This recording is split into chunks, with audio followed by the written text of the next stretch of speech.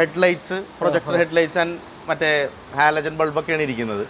അത് പിന്നെ ടെയിൽ ലാമ്പിലും വ്യത്യാസമുണ്ട്. പക്ഷെ ബാക്കിയൊക്കെ സ്റ്റോക്ക് ആട്ടോ. വണ്ടി നല്ല ടയേഴ്സ് ആണല്ലേ? 4 ബ്രാൻഡ് ന്യൂ ടയേഴ്സ് ആണ്. 2020 മോഡൽ സിംഗിൾ ഓണർ L01 വണ്ടിയാണ്. തിരുവനന്തപുരം. Full company service. നിലവിൽ അണ്ടർ വാറണ്ടിയാണ്.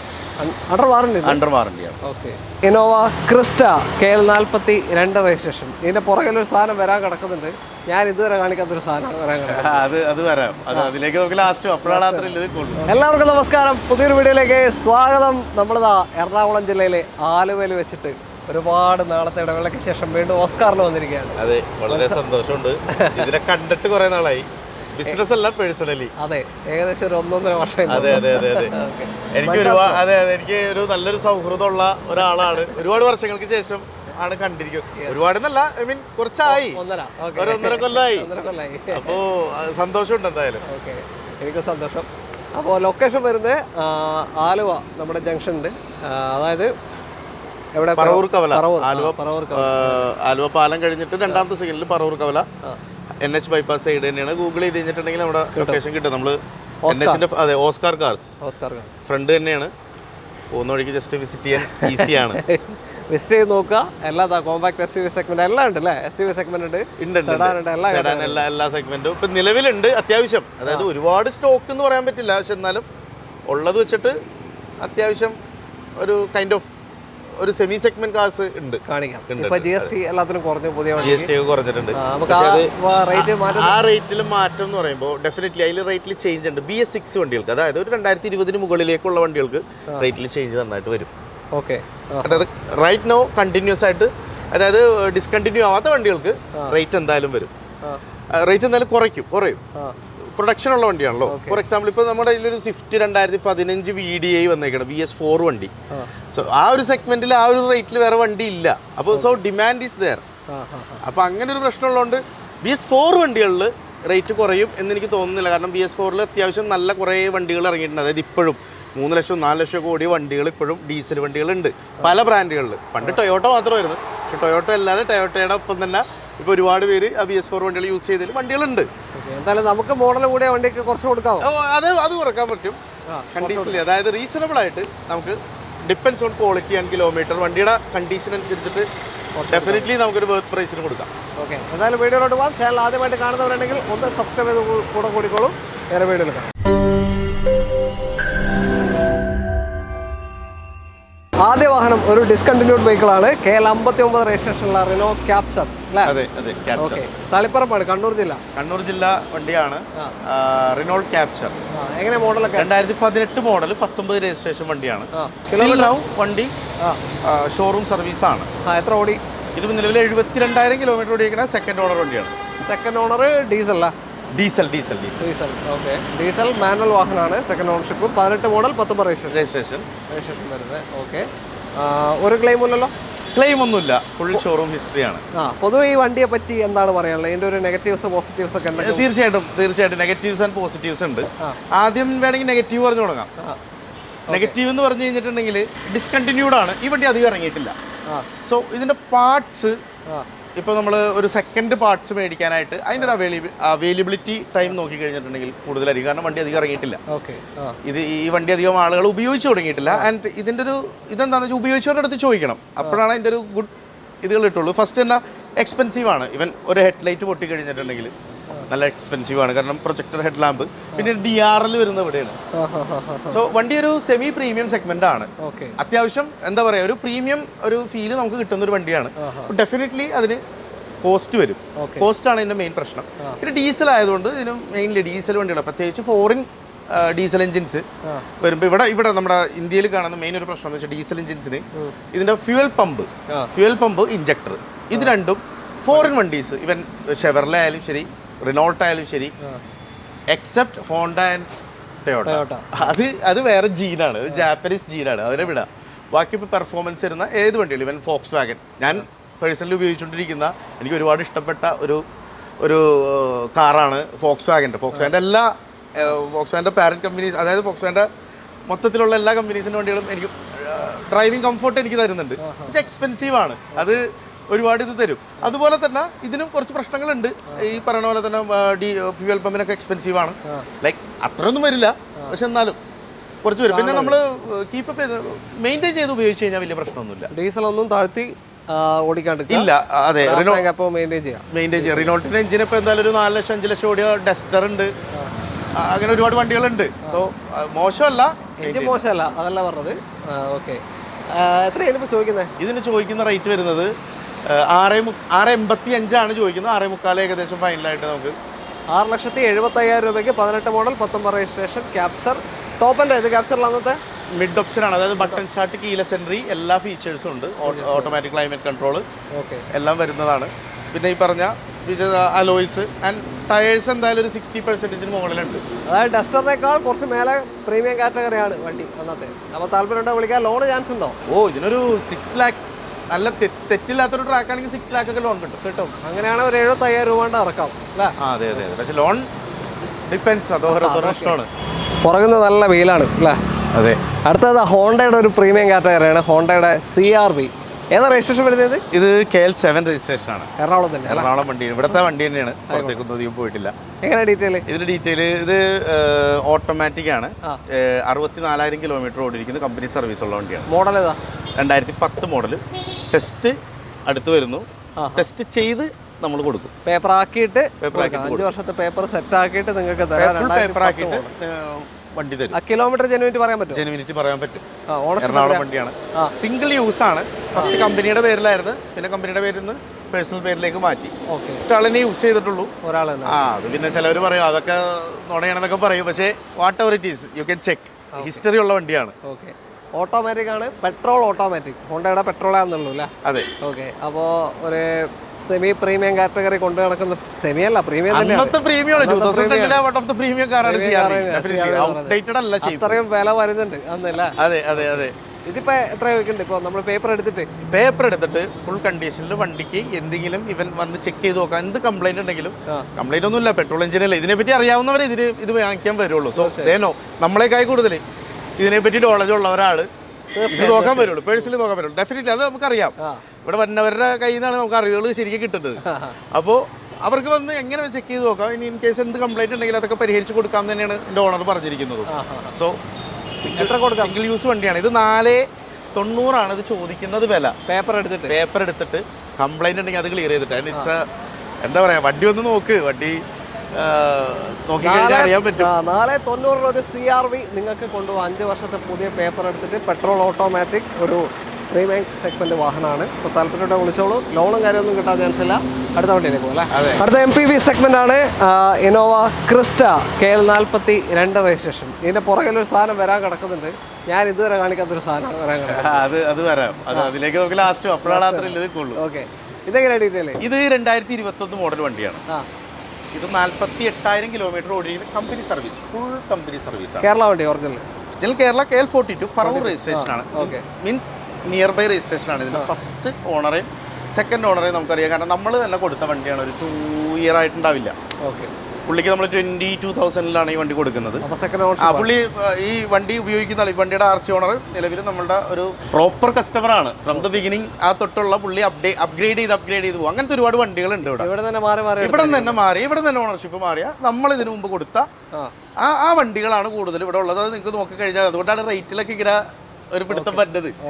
ഓക്കെ, അതിന്റെ ഹിസ്റ്ററി നമ്മൾ പ്രോപ്പറായിട്ട് അത് ജെനുവിനായിട്ട് നമ്മൾ കാണിച്ചു കൊടുക്കും. അപ്പോൾ 21 G4 ആണ്. അതായത് ബേസ് മാനുവൽ ആണ് വണ്ടി. ബേസ് മാനുവൽ ആണെങ്കിലും വണ്ടിയിൽ കുറച്ച് മറ്റേ അതായത് സ്റ്റെപ്സ് ഒക്കെ കയറ്റിയിട്ടുണ്ട്. ഇതൊക്കെ അത്യാവശ്യം ഒരു ന്യൂ ഷേപ്പിന് ഈ ടൈപ്പാണ് വരുന്നത്. ഇത് BS6 വണ്ടിയാ.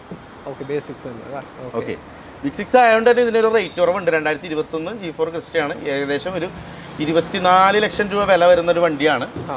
ഇപ്പം നിലവിൽ കിട്ടാൻ വളരെ ബുദ്ധിമുട്ടുള്ള വണ്ടികളൊന്നും, ലോ കിലോമീറ്റർ കേട്ടോ, ഇഷ്ടം പോലെ ഉണ്ട്. പുറം അതർ രജിസ്ട്രേഷനൊക്കെ ഇഷ്ടം പോലെ വരുന്നുണ്ട്. ഇതിന് ചോദിക്കുന്ന വില 19.5 ലക്ഷമാണ്.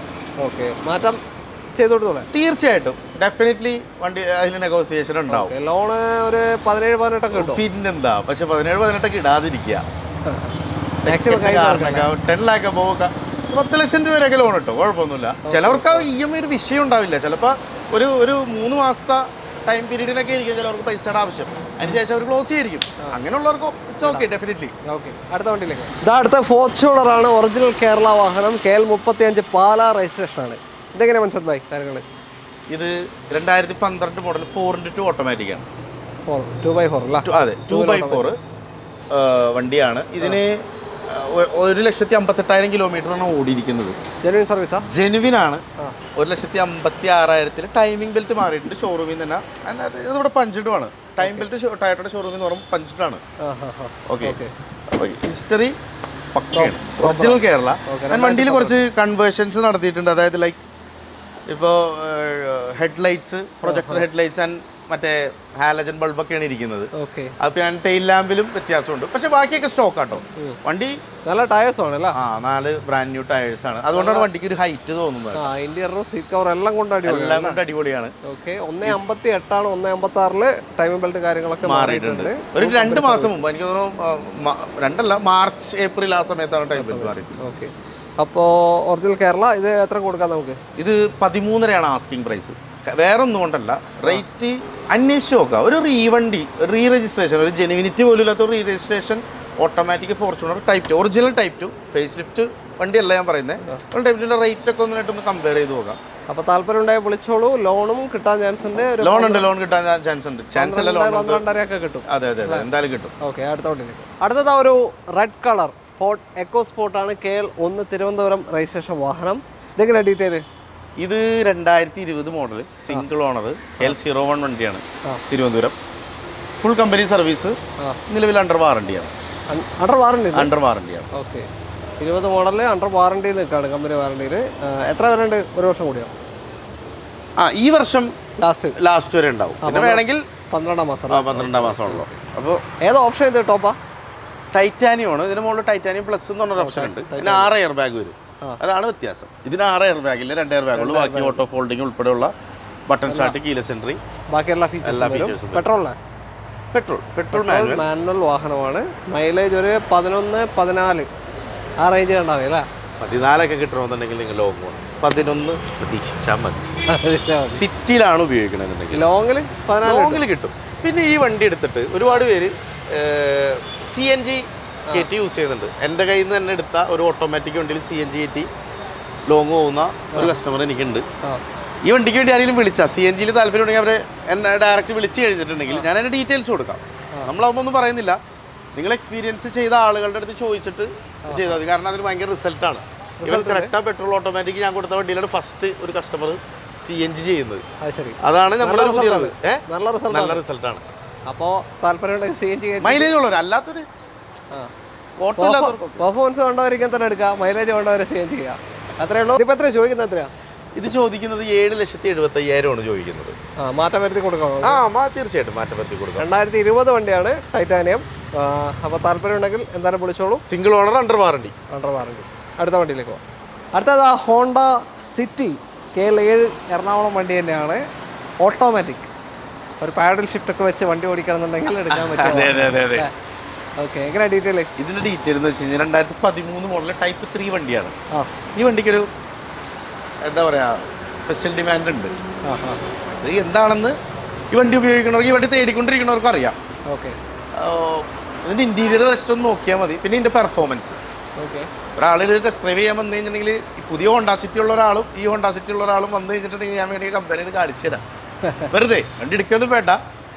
ഇതിൻ്റെ സംഗതി stock condition, single owner, 48,000 kilometre, ഹിസ്റ്ററിയുള്ള വണ്ടിയാണ്. Single ownership. KL7 കളമശ്ശേരി വണ്ടി, എറണാകുളം വണ്ടി. 13 വാഹനമാണ്.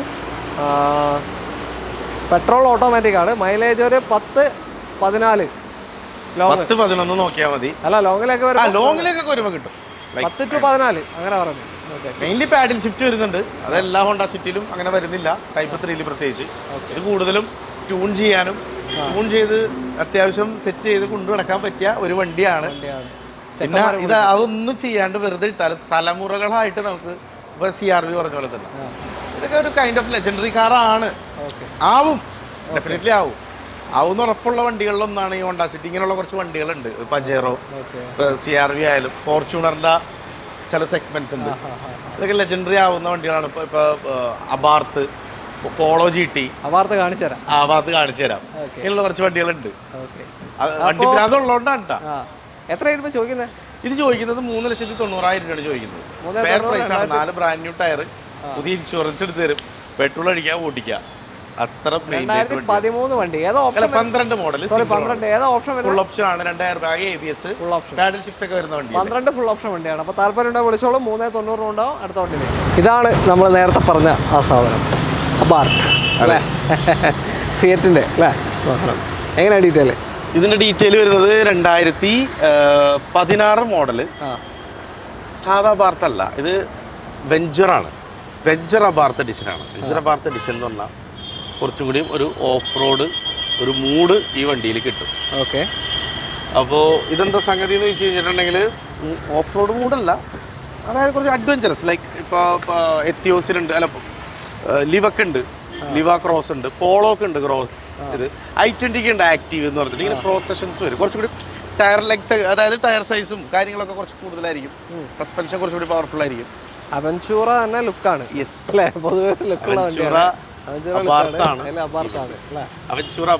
സ്റ്റേജ് 2 സൂപ്പർ ചിപ്സ് ട്യൂണ്ടെന്ന് പറഞ്ഞ, അതായത് ഇപ്പൊ നമ്മളിവിടെ പീച്ച് ട്യൂണ്ട് അല്ലെങ്കിൽ അങ്ങനെ ഒക്കെ പറയുന്നുണ്ടല്ലോ, ഓരോ ഇത് ഒക്കെ പറയുന്നുണ്ടല്ലോ. അതുപോലെ ഈ സൂപ്പർ ചിപ്സ് എന്ന് വെച്ച് കഴിഞ്ഞാൽ ഒരു യൂറോപ്യൻ ബേസ്ഡ് ആയിട്ടുള്ള ഒരു കമ്പനിയാണ്. ഇതിന്റെ ഓണർ അങ്ങനത്തെ ഒരു യൂറോപ്പിലുള്ള ഒരാളാണ്. ഏതാ മോഡലൊക്കെ? ഇത് 2016 മോഡൽ, സെക്കൻഡ് ഓണർഷിപ്പ്. ഇപ്പോൾ 72,000 കിലോമീറ്റർ ഓടിയിരിക്കുന്നു വണ്ടി. പെട്രോൾ ആണ്. 1.4 അല്ലേ വരാ? 1.4 TJet എഞ്ചിൻ. ഓക്കെ. 1.4. ഇത് ഒരു ഇതിന്റെ സ്റ്റിയറിംഗും ഹൈഡ്രോളിക് സ്റ്റിയറിംഗ് ആണ്. ബാക്കിയുള്ളതൊക്കെ എല്ലാം ഇലക്ട്രോണിക് സ്റ്റിയറിംഗ് ആണെങ്കിൽ ഇത് സ്റ്റിയറിംഗ് ഹൈഡ്രോളിക് ആണ്. സോ നമുക്കത് ഇതിന്റെ ഒരു നല്ല ഇതിനെപ്പറ്റി അറിയാവുന്ന ഒരു മെക്കാനിക് ഉണ്ടെങ്കിൽ ലൈക്ക് പഴയ എൻഫീൽഡ് ഒക്കെ ഉപയോഗിക്കൂലേ, റീസ്റ്റോർ ചെയ്ത് സംതിങ് ലൈക്ക് ദാറ്റ്. അതാണ് ഈ വണ്ടിയുടെ. പിന്നെ ഇതിന്റെ ഇന്റീരിയർ ഒക്കെ കാണുമ്പോൾ മനസ്സിലാവും this is totally A different car.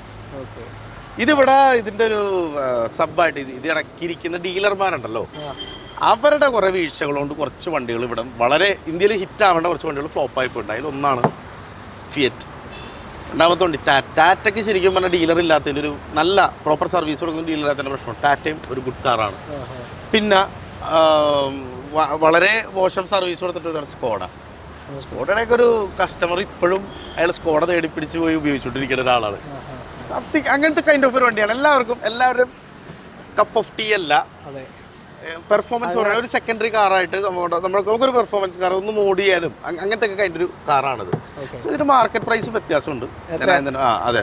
ഇതിന്റെ ആസ്കിംഗ് പ്രൈസ് 7 lakh ആണ് കേട്ടോ. അന്ന് ഈ വണ്ടി ഇറങ്ങുമ്പോൾ എത്രയോ 10 lakh അടുത്ത പ്രൈസ് ഉണ്ടായിരുന്നുള്ളൂ. അന്ന് 10 lakh എന്ന് പറഞ്ഞു കഴിഞ്ഞാൽ സ്വിഫ്റ്റ് അന്ന് 2016 ആ സമയത്ത് സ്വിഫ്റ്റ് ഒക്കെ 5-6 ലക്ഷം രൂപ ഡീസൽ വണ്ടി കിട്ടും. ആ സമയത്ത് 10 lakh ഉണ്ടായ വണ്ടിയാണ്.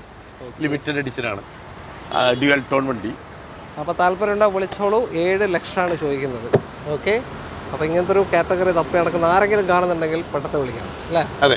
ഓക്കെ. അടുത്ത വണ്ടിയിലേക്ക്. അടുത്തതും ഒരു പെർഫോമൻസ് വിത്ത് മൈലേജ് കാർ അല്ലേ? അതെ, ഇത് പെർഫോമൻസ് വിത്ത് മൈലേജ് ആണ്. അതെ, രണ്ടും ഉണ്ട്, സേഫ്റ്റി ഉണ്ട്.